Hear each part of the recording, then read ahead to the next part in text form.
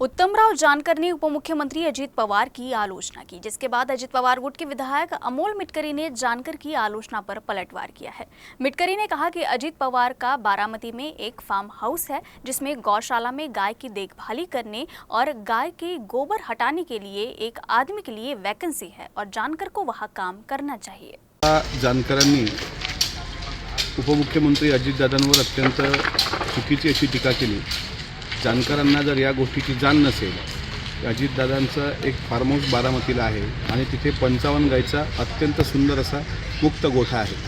ते एकदा जानकरांनी तिथे जावं, त्या ठिकाणी कशा पद्धतीनं गायी ठेवल्या जातात।